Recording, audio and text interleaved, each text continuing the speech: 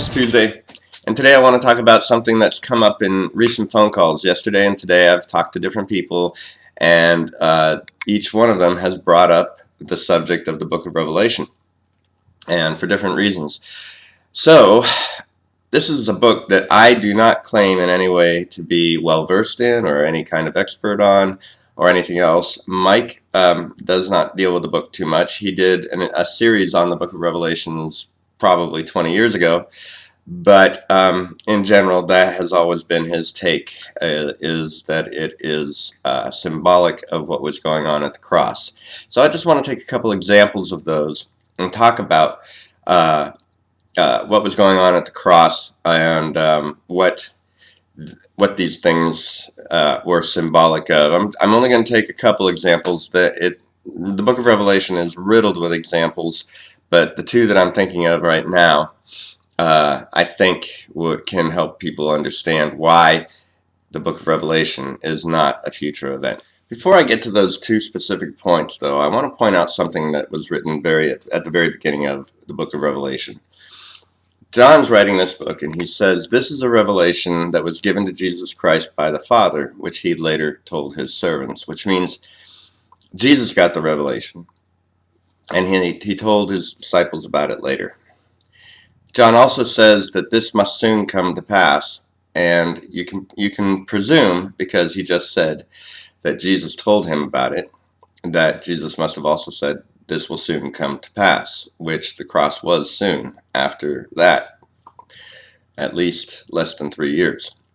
So this is a revelation that was given to Jesus, not to John. John had a vision from an angel that showed him these things in apparently living color, but this was Jesus's revelation. So soon come to pass? Yes, it did. 2,000 years later? No, it doesn't. That's not soon.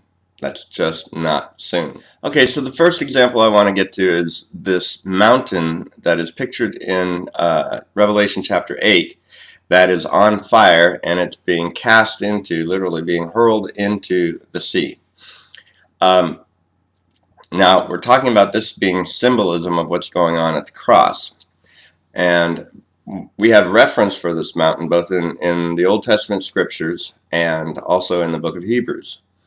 In Hebrews, it talks about a mountain that they are not come unto, a mountain with tempest that burned with fire. See, that mountain with tempest and burned with fire, that was Mount Sinai, which is where the law was given. That law of tempest burning with fire, of anger and judgment. They were not come unto that mountain. They were come unto Mount Zion, the heavenly Jerusalem, the New Jerusalem, wherein just men are made perfect. So that's the mountain that they are come into. So what we see here in Revelation chapter 8 is this is where Paul talked about the law, and the mountain, this flaming mountain, is symbolic of the law that was given at Mount Sinai. This has been cast into the sea. It has been destroyed. It has been abolished, and it is no more. That mountain is no more. That was the law being abolished in the activity that was going on at the cross. That's one symbol. So that's the first example. Let me get to the next example. That first example I gave to you about the mountain, that came from my good friend Josh Tenney. He pointed that out, and when I could see it for myself, I was like, oh my God. And but thanks, Josh. That's where I learned about the mountain. Like I said, I don't claim to be an expert. Now this next example, it comes from chapters 2 and 3 of Revelation. It's about the 7 churches. Now here's another interesting thing. This comes from a phone call I had with Robert Hines today. He's the author of Redemption, a declaration for all, not a choice for a few. Bob is studying he's studying the old church, and in chapter 2 and 3 of Revelation, these churches are actually based on the old covenant style synagogues that were around in places around the country and in other countries. And so the church, these churches these congregations or assemblies. This was a concept understood by the Jews. These churches were synagogues. This was an end times statement talking about these churches and how that these churches were in danger of being removed, and they were removed. Their candlestick was removed, and as Mike says, yeah, and they were given the light of the world. So these Jesus even talked about church. He mentions church, the word church, a couple of times, and as though his audience understands the word. They were very familiar with the word church back then. What the church is now is not what a church was known to be back then. The church was a synagogue. Now, the church is the entire world. This is the true church of God. It's the body of Christ.